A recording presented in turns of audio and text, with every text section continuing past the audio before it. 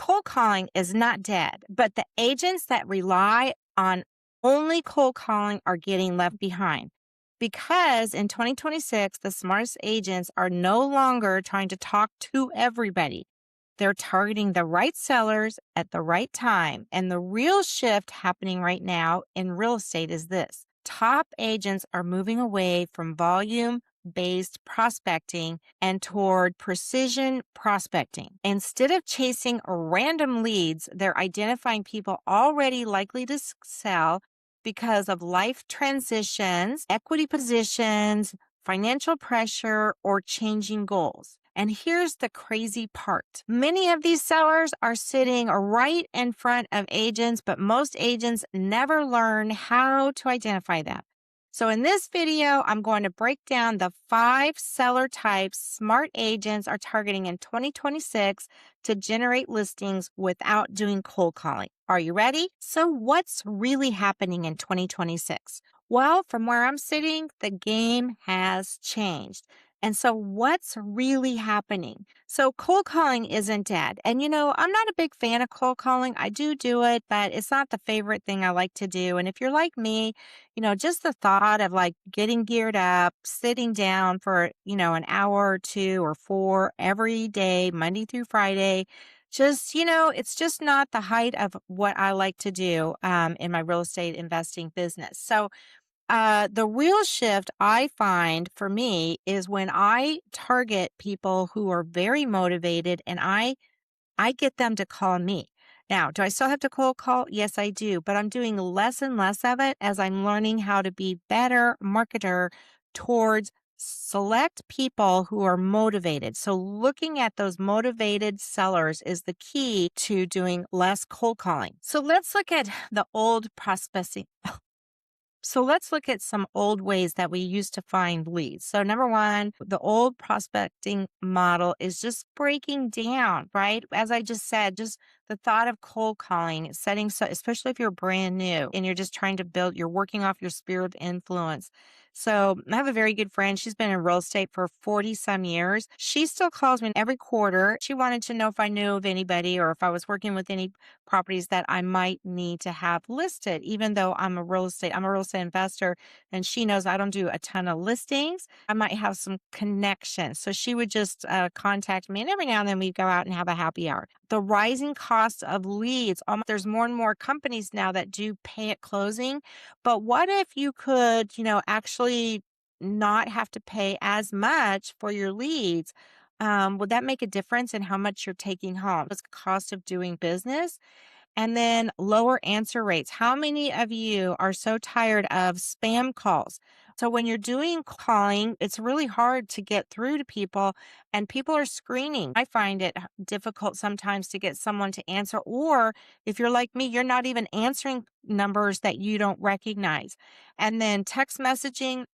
Maybe I'm old school, but I don't really respond to people who are texting me, especially if I don't know who they are, and they send some random text about how I'm doing or whatever, just to get me engaged. So this is really bad from wholesalers. They like to text a lot. But now with all the new rules and everything, you have to be careful about how you're doing outreach through cold calling. You have to make sure you're, when you do get a list to cold call, that you're, scrubbing it against the do not call list. And then like consumer resistance, they like do not call, right? That's what I'm saying is you've got to scrub your list against the do not call. So if that was your only form of communication, how are you getting listings? How are you finding sellers? And then you're just competing with a Zillow leads, realtor leads, all the leads. I see it. You can look at any real estate Facebook group and people will say, where are you getting your leads at? And everybody will say, this is where I'm getting my leads at. And I'm having really great success. And so then what happens? Everybody wants to try that, that lead list. So, you have a lot of competition. So how are you going to stand out? How are you going to get people to even notice you if you're doing cold calling, texting, you're mailing to every list that everybody else is? And then how about AI? Ooh, how is AI disrupting your marketing on cold calling? I mean, because now there's larger brokerages than you and I that can hire companies that they do the robo calling, they sound like a real person. And it's so annoying. I mean, it's not just real estate industry that's using them. It's insurance, it's roofers, it's everybody. But it's quite annoying, right? Where people just are not, they're not wanting to respond to that. So I like to work with a couple different groups of people. And so if you're like me and you're like the other women that we have, worked with, you're probably thinking, well, I could do this too. So number one is my inherited property owners. And I've done a couple different videos about this, but the majority of these people are highly motivated to sell the property. So this could be under the probate, the pre-probate. There's a lot of emotional pressure to do something with the house. There's usually some financial pressure. If someone's inherited a property and, they don't want to pay the property taxes, they don't want to do the upkeep on a vacant property, or maybe they don't want to deal with the rental. So, how can you reach them? Well, you can do direct mail. That's what I do. It's my number one go-to marketing strategy, direct mail. You could work with probate attorneys. You can build that relationship. You can provide educational content. You can do workshops. You can do lunch and learn. So there's a lot of ways to get your name out there in terms of who to work with and how to get these type of leads. Now, the landlords who are wanting to just get out of the rat race, right? They are just so tired. I think, there was a lot of tired landlords after the COVID era.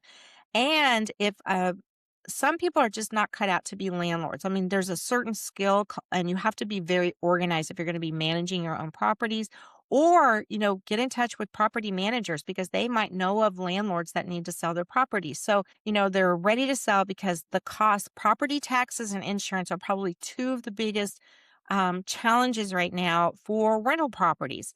So if they have held a rental property and now the value, the equity has gone up, but so is the property taxes, so is the insurance. And then is the rental growth slowing? In certain areas it is, certain areas it's not. So someplace where, like I've used the example of a property I first bought 20 years ago, that area is still a hot commodity for leasing. But some areas where maybe the shift has been away, I know there are parts of McKinney, Texas, where they thought they were going to put in a dart rail or something like that, and that didn't happen. And I know several investors who bought speculatively in that area, and now they're not seeing that much growth, and they're also not seeing their rents kind of bounce back. And then there's accidental landlords. So there's people like the inherited properties where, maybe mom or dad's house, they decided to turn into rental. They had no idea what they were doing or what they were getting into. They're completely disorganized and they decide to manage it themselves. And then they're going to rent to a family member or a friend or whatever, and it turns into a complete disaster. I've mentioned before that I go to eviction court every now and then because there's tired landlords there. So some of my best deals I've gotten are from tired landlords. So you can do absentee owner lists. You can do high equity targeting from the MLS, then you could get this stuff for free. So these types of lists are very free. You could do Facebook ads. I haven't really found much. I don't think a lot of people have credibility, but you could do it out there. And then you could also do educational videos to, tired landlords. So there's also the downsizers, right? So this is usually the senior population, family shifts, generational homes are becoming quite popular now. So there's usually significant equity. You do need to check that they haven't, taken out all the equity or whatnot. I have found that to be happening. Empty nesters, retirement transitions, just people who are wanting to move. People who are they're going through a life transition and they need to sell the property. So there's all kinds of opportunities if you know where to look. And then distressed sellers. So I like working with distressed sellers. And as I've mentioned before, it's because I like to help them solve whatever problem that they're going through. And there's usually a lot of emotion around working with distressed sellers whether the distress is coming from financial, divorce, death. There's really a lot of emotion. Sometimes divorced people, they don't want to sell the house. One party, there could be a lot of anger. When somebody passes away, there could be a lot of anger, a lot of sadness, a lot of I don't know what to do, lack of knowledge. So there could be multiple things that are preventing them from moving forward from selling the property. And, so you can look at all these different areas, whether it's a financial strain, whether it's a life disruption. Divorce is a life disruption. And in my previous video about, having only one income stream, I talked, a lot about how I, went through my divorce and that interrupted, that was a life disruption that affected my finances, that affected, how I was raising my daughter, being a single, going from a married person to being a single mom kind of thing. So, and sometimes you're not equipped to handle that, right? And so how to reach that, so you don't cold call. Most of the time, you don't cold call these folks because it's just not the right time. It's just not the right time. And let me just give you a little tip here. So back in the day when I first started working with very distressed sellers, I would get the list, I would download, I had a Mojo dialer, I would just dial, dial, dial, dial. And I was called some of the most horrible names I've ever been called. I mean, I had to get a thick skin. But then I realized I wasn't being very effective cold calling. And it was a lot of expense with all, Mojo and, getting the list and downloading it and a lot of time scrubbing it and, remove my name and that kind of thing. Because once they tell you to remove your name, you need to remove their name. So there was just a lot of consternation for me in how I was going to run my business. So, off market, likely to sell owners. This is who I really like to work with. And this category is exploding. There's less competition, there's usually high equity, and there's privacy first. That's what you have to kind of think about. So, many prefer a private sale, quiet. But AI, predictive analysis. Okay. So you can learn how to, apply AI to finding these likely to sell owners, which is just another tool in your tool belt about how to work with AI in order to facilitate finding more motivated sellers than what we've been talking about. Now, so you could target these 5 different seller targeting framework. What I would suggest if you're just now getting into off-market opportunities and working with distressed sellers is to kind of pick one. Pick one, right? Because you can't be all things. I mean, maybe you can. If you're like most people, if you're like the other people that we've been working with, you just want to work with one group of people, right? So we call them distressed sellers, but I work the best with people who have inherited a property. Those are who I like to work with. It doesn't mean that I can't work with the other groups, but when I'm doing my marketing and I'm targeting, that's who I'm going after. I am looking for people that inherit a property due to death. That is what my niche market has become. And most of the time they're off market, and most of the time because of the skill set required to deal with these types of sellers, I have less competition because a lot of people don't know to come in there with the emotions first, the wallet second. So smart agents are becoming problem solvers, not just a listing machine, right? So I know people will spend hours and hours creating the perfect listing presentation, which is good, but does it always have a place right during the first call? No, it does not. So you have to gauge when is it appropriate to present your marketing package, right? So you want to make sure that number one, if you're targeting the right kind of people with different kind of marketing than what you've probably been exposed to, is that you're having less chasing, right? You can spend time outbounding in terms of direct mail as opposed to cold calling, which I prefer 100% over, because when someone calls you because of your marketing, they're 9 times, and you're able to, talk to them, listen to them. When somebody calls me about my marketing material, I'm not saying, well, how much do you want for your house? Or, when can I come out? We are having a conversation. So that's what I'm doing first. I'm building rapport with them. You get better listings in terms of, you're looking for strategies to attract high quality sellers, meaning that you're spending less time, trying to get all these other people. And there's going to be more trust. If you can build up this niche, you're going to build up trust. And you know what happens when you build it up? You get referrals. So when you work and you learn how to work this particular type of seller, you will then in the long run get other listings because they're going to remember how you treated them. So, what do most agents miss? Well, timing is everything. So, I had a lady, I do a webinar every month for this company about how to work with these particular types of leads. And, so she was on there and she said, "Well, I have these leads from years ago. I'm thinking about re about contacting them again." And I said, "Well, okay, that's good, but maybe before she does that, what she should do is kind of, I don't know, refresh the list. Different time periods take different action. So when I contact someone shortly after someone's passed away, I have a very specific way of doing that. And then trust is makes the difference.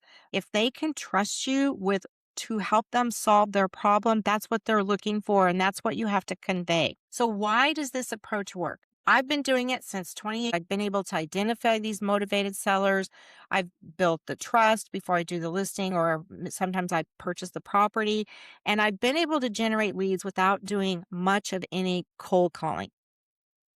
So the old school I used to do was cold calling, but now I do precision prospecting for distressed sellers in particular areas that I want to either invest or enlist. I'm in more control of who I am working with. So the opportunity is already here and before the listing appears. So the opportunity. So if this video resonates with you in terms of you really want to find different ways, for some people it's good. For me, it's not what I do best. It's not that I can't do it. It's not that you can't do it. It's just sometimes it's not what we like to do.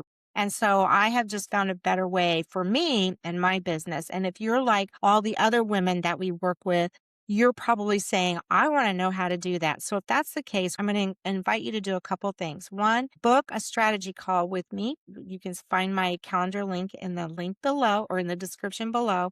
And let's just have a strategy call about, does this work for you? That strategy call is about 15-20 minutes. And we're just going to see if your goals align with what we can help you with. By the end of that call, we'll have a plan that you can implement right away, or you can say, okay, I'm going to think about this. There's no pressure. It's just informational and finding out, how could I do this? So whether you've been in the business for a long time and you've done things a certain way, or, maybe this is the first time you're hearing about this type of strategy, reach out. Check out my other video about how I work with off-market properties. My name is Nancy and I am a real estate broker and investor.